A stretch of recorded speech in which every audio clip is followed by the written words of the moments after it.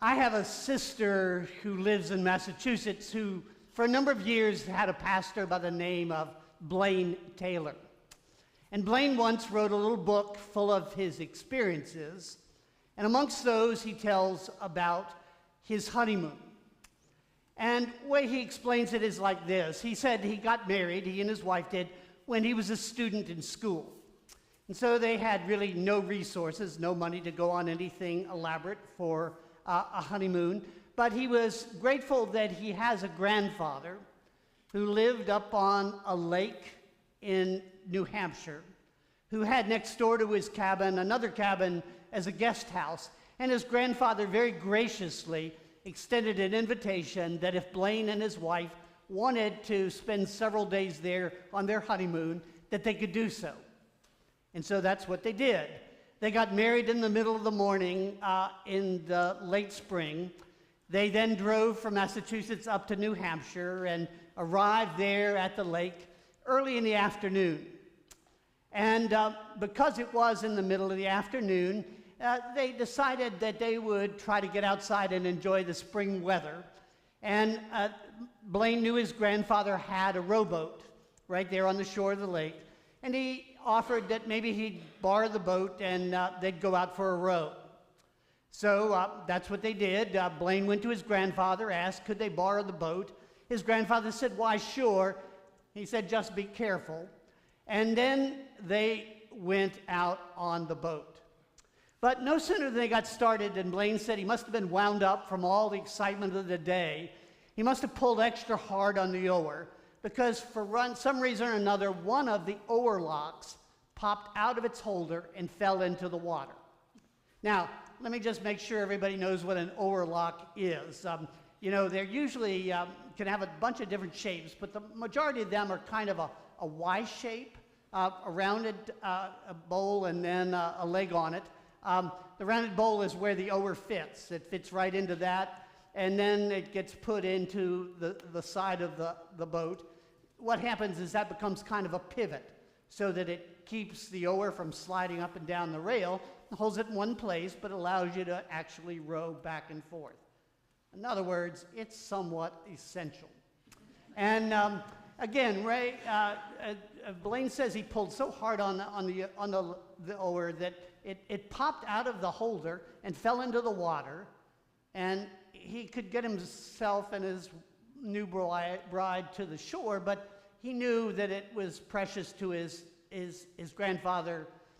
And so, not knowing what else there was to do, he decided to go overboard and to see if maybe he could feel around on the bottom of the lake and find the oar lock. Now, this was in late spring in New Hampshire. You can imagine what the temperature of the water was like. He felt he had no choice, so over the side he went, and he began feeling around, only he wasn't having any luck. By this time, he is coming and going, diving in, diving out, attracted his grandfather's attention, so his grandfather came to the shoreline and called out and asked Blaine what had happened, and Blaine yelled back that he'd lost the oar lock. And his grandfather said, well, I thought I told you to be careful. And Blaine said, yes, you did, but I need to find the oar lock, and I'm not having any luck. And his grandfather said, well, you know, I think you've stirred up the bottom. I think you can't see anymore. He said, you know, if you come back, maybe about a half an hour before sunset, I think that maybe the water will have been calmed down and the light will be just right, that then you can find the oar lock. Well, that wasn't exactly how Blaine had envisioned this first day or night of his honeymoon would go, but he felt like he was responsible for losing the oar lock, that he had better get out there. And so sure enough, right before sunset, he was back diving into that freezing cold water, feeling around on the bottom to see if he could find the oar lock. And as he did so, his grandfather was standing on the shoreline, calling out helpful suggestions, but always reminding him that if he'd just been more careful, it never would have happened. Well, by that time, the sun had begun to set, still no luck. Blaine came into the shore. His grandfather said, you know, you didn't have any luck tonight, but I think if we get out here right at daybreak tomorrow morning, the light will be right, water will be calm, you'll find the oar lock then. And so there it was, the next morning, bright and early, the first day of their wedded life together. Blaine was back out in the freezing cold water, diving, hoping to find that oarlock, and having no luck. So after a while, he finally, in frustration, came in the shore, said to his grandfather, "It's lost. I'm not going to find that oarlock. I've been diving in that water. I can't find it. I guess it's lost." And his grandfather reluctantly agreed with him, although he did remind him that if he'd just been more careful, it never would have happened in the first place. But then his grandfather said to Blaine, "Well, come on." And he led him over to the boathouse, and they went in, and there were shelves, and his grandfather reached up and pulled down this big box and opened it up, and there were about 24 oarlocks in the box. And his grandfather reached in and took one out and handed it to Blaine and said, "Now be careful with this one this time." And Blaine Taylor, in writing about this, has these closing words. He says, "I was a child of parents who came of age during the Great Depression. They grew up at a time when people did not have much, and what they had they treasured and took care of. As a boy, I was taught over and over again to care for my possessions. But few things I have ever owned in this life were as precious to me as that oarlock." Blaine Taylor's words. And I read you those words, I tell you his story, because today our scripture lesson is about a time when Peter was given something precious. And it was his task, his role to hang on to it and to treasure it and to take care of it. Again, that's what our lesson today was about, such a moment in Peter's life. And what I'm going to suggest to all of you, it's also about a similar moment in all of our lives when we are given something precious to take care of. Now, our lesson today is about the time when the disciples of Jesus came with him into Caesarea Philippi. This is about in the middle of Jesus' ministry. And so it's important to remember those disciples have now seen and been with Jesus over a number of months. They've seen him sit and teach in a profound way. In Matthew's gospel, he's done the Sermon on the Mount, Matthew 5 through 7. In Matthew's gospel, they've also now seen Jesus be able to heal people who were sick and to cast out evil spirits. So they've seen a great deal of who Jesus is.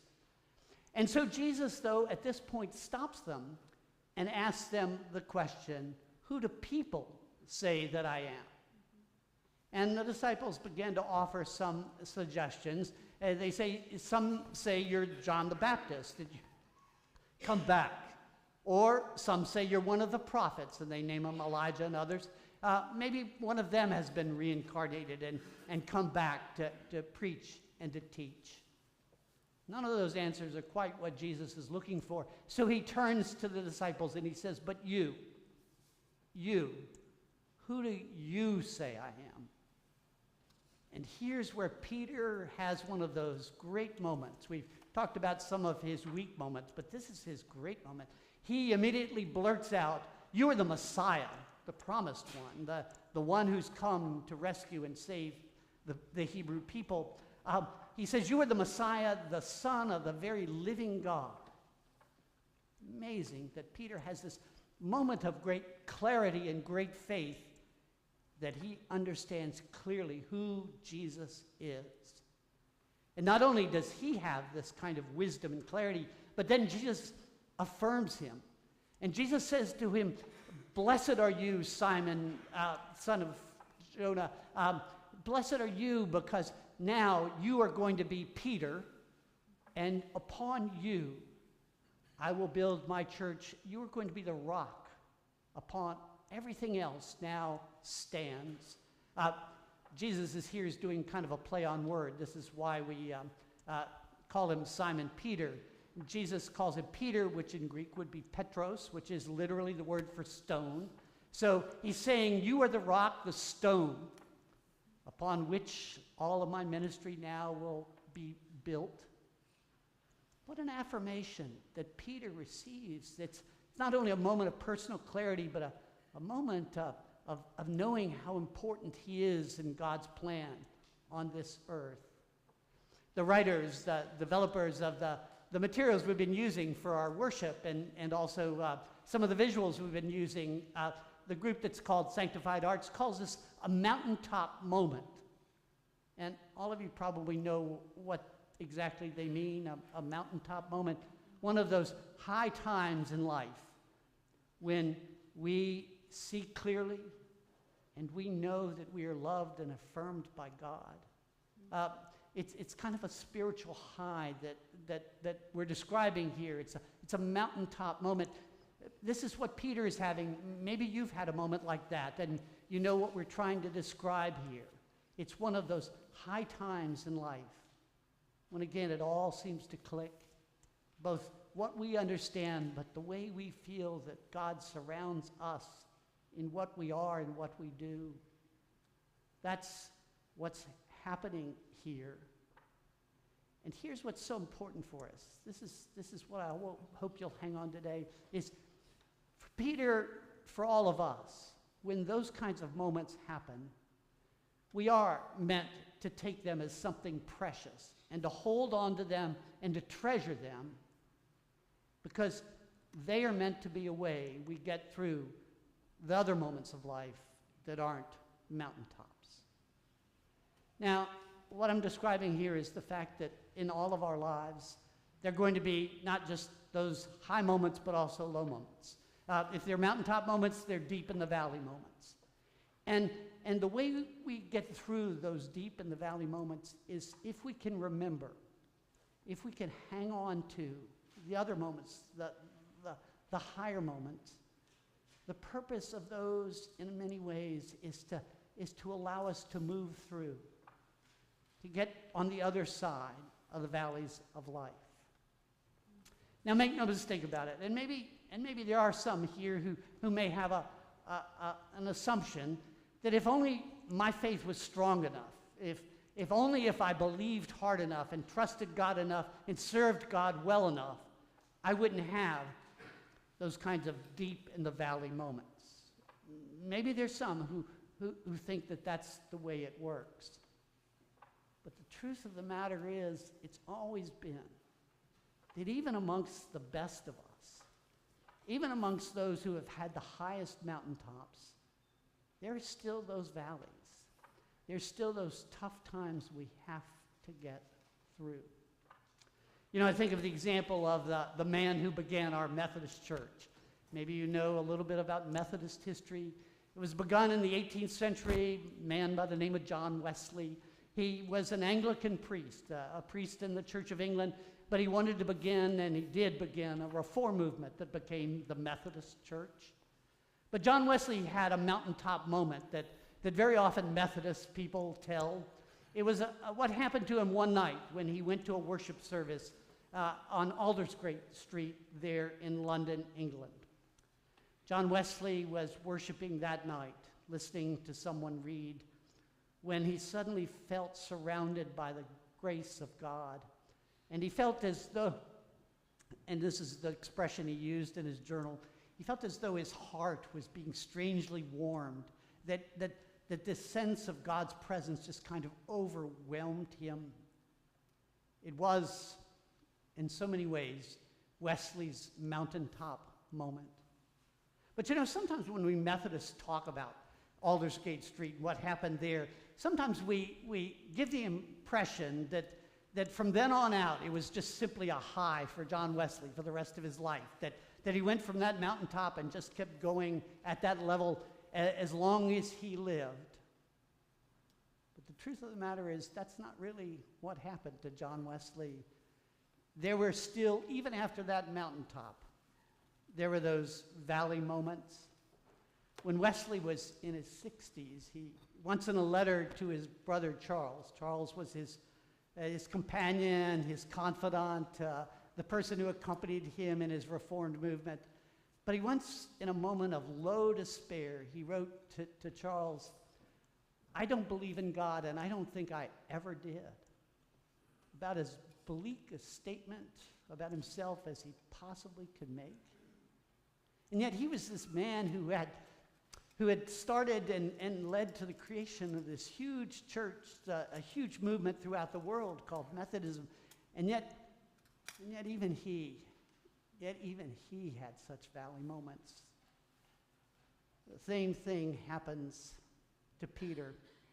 In our very next passage in Matthew's gospel, just after Peter has this mountaintop experience, he has one of the lowest moments of his entire life.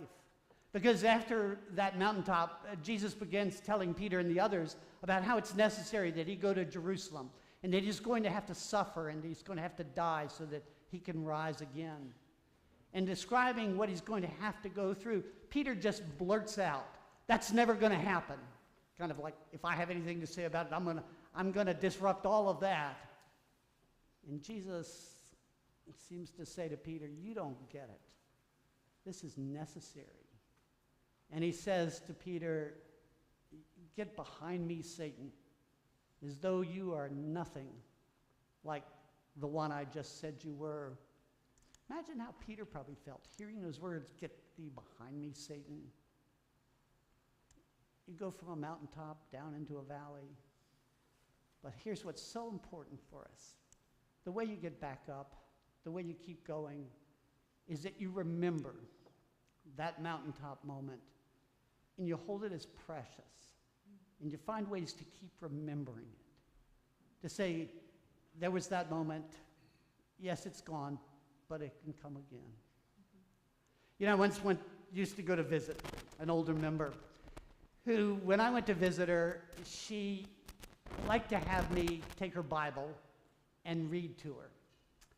And I discovered right away when I was visiting her that I had to be very careful when I picked up her Bible, because she had in her Bible all kinds of little pieces of paper.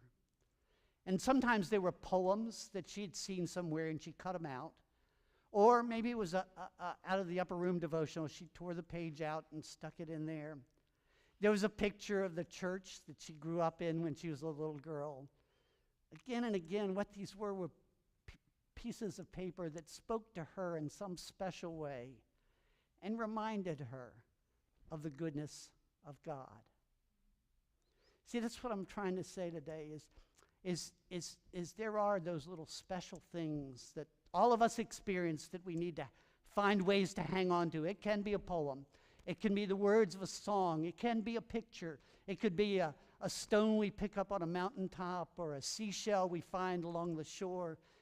There are countless things that people sometimes use to hang on to their mountaintop moments. The words of our hymn that we're using go, "Praise the mount, I'm fixed upon it." How do you stay fixed upon it?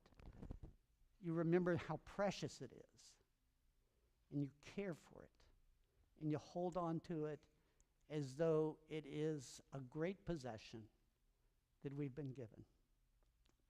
Amen.